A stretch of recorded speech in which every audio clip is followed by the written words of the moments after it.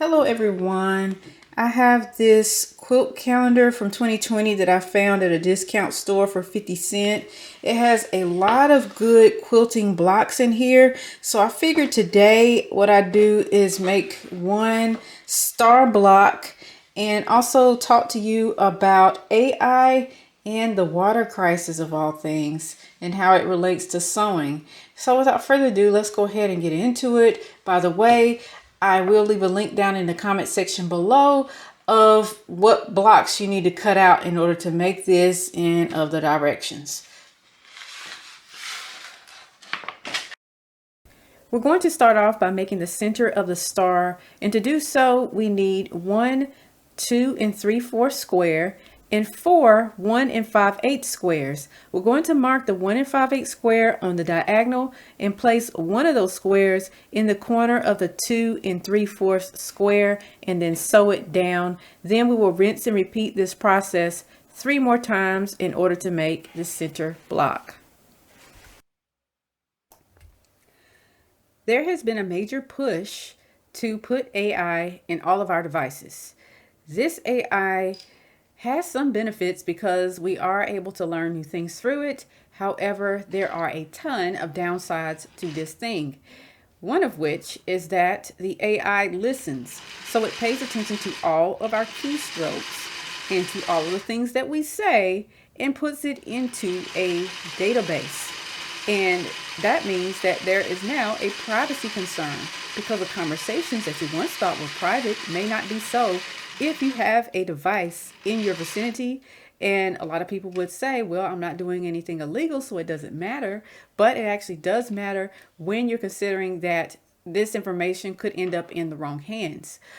Another thing that is occurring with the AI is that a lot of people are losing their jobs because AI learns from us. And as it learns, it is replacing us in the workplace, and jobs that were traditionally safe from layoffs have now started to see layoffs.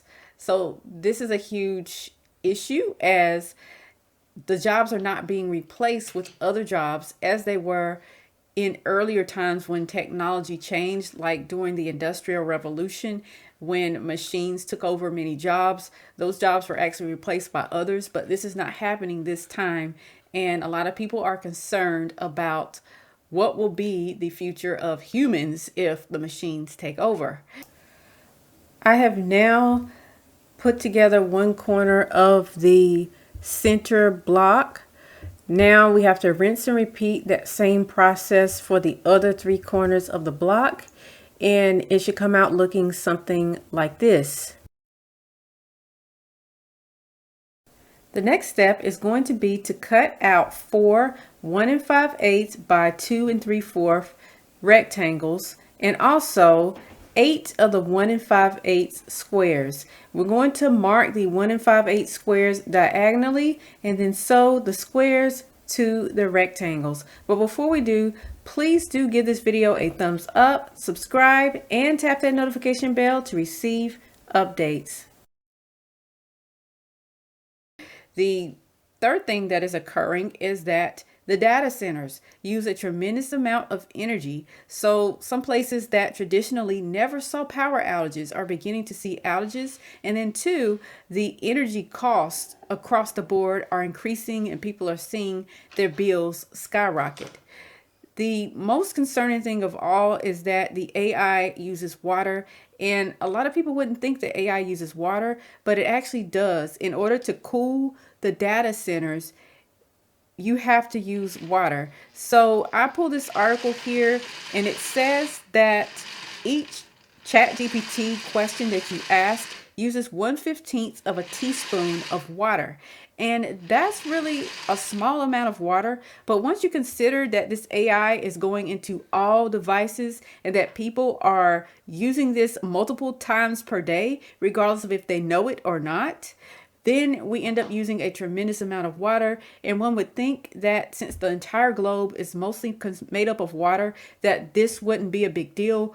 But the overwhelming majority of water in the earth is not drinkable water because it's all salt water. So salt water is very corrosive, so you cannot use it on electronics, and you also cannot drink it. So these computer systems and data centers are using up the water that humans should be consuming in order to survive. So this is a big problem, and you're probably wondering what any of this has to do with sewing. And I will say that it has everything to do with sewing because AI is now beginning to be integrated into our computerized sewing machines. And I have one example of just that. Alexa, ask Creative Icon 2 to calibrate the embroidery unit. Okay, is the area around the embroidery unit clear? Yes? Unit calibration started. Please wait. I have to stop right here just to avoid copyright. As you can see, speech recognition is built right into the sewing machine. First, for the sewing industry, the PFOF Creative Icon 2 is enabled for speech recognition technology, which connects to compatible smart speakers or mobile phone apps. It keeps you from having to click everywhere, and it's very beneficial when your hands are full with something else. I do have to admit that it is rather convenient to have a device obey your commands.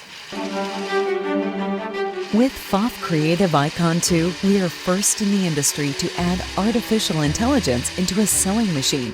This allows the machine to learn and continuously improve. They've mentioned something very, very important right here. They said that the AI continuously learns and improves. So, by sewing on a sewing machine with AI integrated, is it quite possible that we could be training AI to replace the jobs of those that have sewing and embroidery for a career? Once you have sewn the rectangles to those squares, then you will cut out 4 more squares and sew them onto the end of those rectangles, and those squares that you cut out are going to be the same color as that central 2 3/4 square that we sewed in the beginning. To finish everything off, you will sew the rectangles all to that central square that we created in the beginning, and you'll end up with something that looks a little like this. Now, my star block is not perfect by any stretch of the imagination, but I suspect that you'll be able to do a better job because I'm not a quilter, but of course you guys may be. I do know that AI has a lot of wonderful benefits to it. At the same time, I'm very apprehensive of this technology because of all of the things that we have discussed in this video. But I'd love to hear what you have to say about AI down in the comment section below. So please let me know what your thoughts are about this, as I'd love to hear from you. I thank you all so much for tuning in to watch this video, and I will catch you all on the next one. Peace.